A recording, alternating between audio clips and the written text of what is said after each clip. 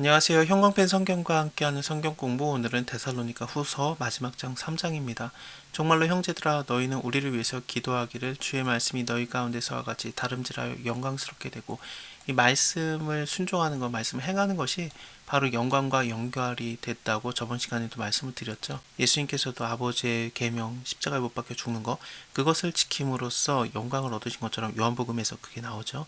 그것처럼 우리도 하나님의 말씀을 순종함으로써 영광을 얻고 하나님께 영광을 돌리는 겁니다. 아담에 대해서 생각해봐도 그것을 알 수 있어요. 아담이 어떻게 하나님께서 주신 영광, 그 모든 영광을 뺏겼는가?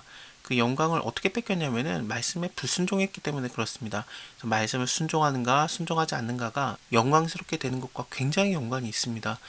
여기서도 그 영광스럽게 되는 것을 말씀을 행하는 것, 그것을 다름질하는 것, 이런 식으로 표현이 되고 있는데요.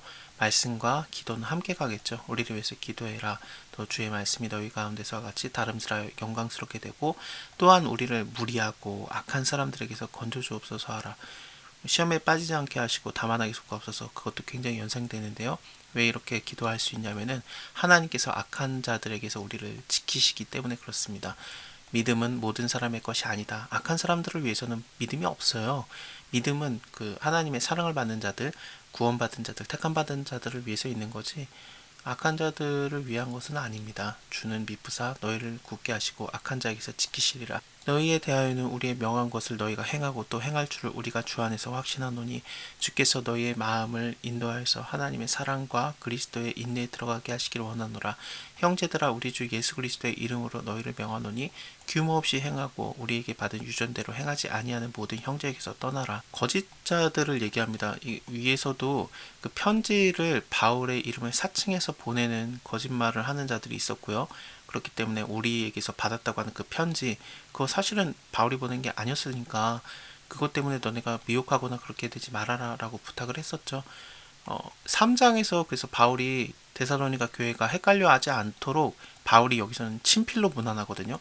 이것이 편지마다 표적이 되게 하겠다라면서 이거는 내가 보내는 편지 맞다라는 것을 데살로니가 교회에게 알려주기 위해서는 실제로 자기가 친필로 써야 됐던 상황이기도 했었습니다. 어떻게 우리를 본받아야 할 것을 너희가 스스로 아나니 우리가 너희 가운데서 규모 없이 행하지 아니하였다. 누구에게든지 양식을 값없이 먹지 아니하였고 오직 수고하서 애써서 주야로 일함은 너희도 아무에게도 누를 끼치지 않게 하려 함이니, 이것을 통해서 보면은 바울의 편지를 사칭해서 예수 그리스도의 오신 날이 가까웠으니까 너희가 모든 것을 나에게 줘라, 그래야 된다라고 그 일종의 뜯어먹으려고 하는 사람들이 많이 왔던 것 같아요. 우리는 그런 적 없었다. 우리를 본받아라. 우리는 값없이 먹은 적도 없고 수고하고 애썼었다. 주야로 힘써 일했었다. 우리에게 권리가 없는 것이 아니다. 물론 바울이 일한 거에 대한 대가를 받을 수 있겠죠. 고린도전서에서도 우리가 먹고 마시는 권이 없겠느냐. 주께서 말씀하신 바 복음을 전하는 자들은 복음으로 말미암아 살 것이다. 그래서 복음을 전하는 자들은 그거에 대한 대가를 받을 수 있다라고도 설명을 합니다. 농사를 짓는 것도 얘기를 하는데요. 바울이 농사를 짓는 것, 땅을 경작하는 것도 왜 그렇게 하겠느냐. 씨를 뿌리고 가꾸는 이유는 열매를 얻고자 그거 기대하고 하는 거 아니겠느냐. 그래서 받을 수 있지만 고린도 교회가 너는 왜 말씀 전하면서 받냐, 왜 이것저것 받냐라면서 그렇게 따지는 사람들이 있었어요. 그것 때문에 바울이 내가 너에게 안 받겠다 이걸 말하는 것도 너희에게 달라고 하는 것도 아니다. 내가 차라리 죽을지언정 너에게 안 받는다 그러면서 받지 않는다는 얘기를 계속 했었는데, 여기서도 우리가 권리가 없는 것이 아니다. 받을 수 있다라는 거죠. 하지만 내가 너희가 그 혹시 오해할까봐 그렇게 너에게 누를 끼치지 않았었다. 내가 안 받았다. 그렇게 되게 조심을 했어요. 물론 하나님께서 다른 루트로 다 챙겨주시고 그랬었어요. 고린도전서에서도 나오고요. 데살로니가 교회는 나중에 바울에게 많은 헌금을 하고 그것이 예루살렘 교회를 위해서도 쓰이고 바울의 선교 사역을 위해서도 쓰고 그랬었습니다. 어쨌든 지금 현재는 오직 스스로 너희에게 본을 주어서 우리로 본받게 하려 함이라.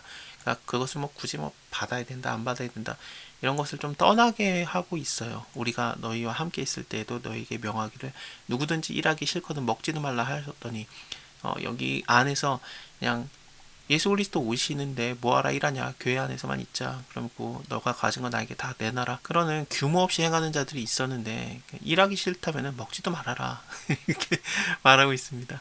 우리가 들은즉 너희 가운데 규모 없이 행하여서 도무지 일하지 아니하고 일만 만드는 자들이 있다고 하니 이런 자들에게 우리가 명하고 주 예수 그리스도 안에서 권하기를 종용이 일하여서 자기의 양식을 먹으라 하노라. 형제들아 너희는 선을 행하다가 낙심하지 말아라. 누가 이 편지에 한 우리의 말을 순종치 아니하거든 그 사람을 지목하여 사귀지도 말고 저로 하여금 부끄럽게 하라. 그러나 원수와 같이 생각하지 말고 형제같이 권하라.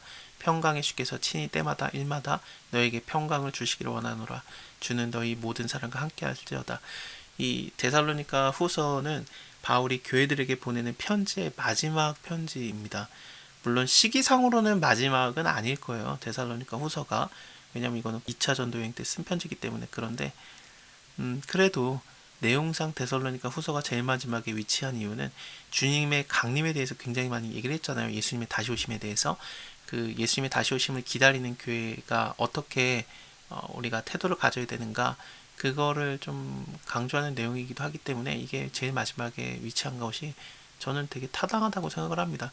일단은 어떻게 해야 되겠습니까? 말씀에 굳게 서고 기도하고 또 이웃 간에 서로 사랑하고 하나님 사랑하고 인내로 우리가 그것을 다 견뎌내고 참아내고 악에서 구하옵소서라고 하는 것, 이것이 바로 지금 우리 마지막 때를 사는 교회들의 태도여야 되지 않을까 싶습니다. 예수님이 언제 오실지 몰라요. 하지만 오실 때까지 우리의 태도는 늘 깨어 있어서 주님이 오시는 날을 준비하고 있어야 되겠죠. 자, 이렇게 데살로니가 후서 다 봤고요. 다음에 디모데 전서에서 뵙겠습니다. 감사합니다. 다음에 뵐게요.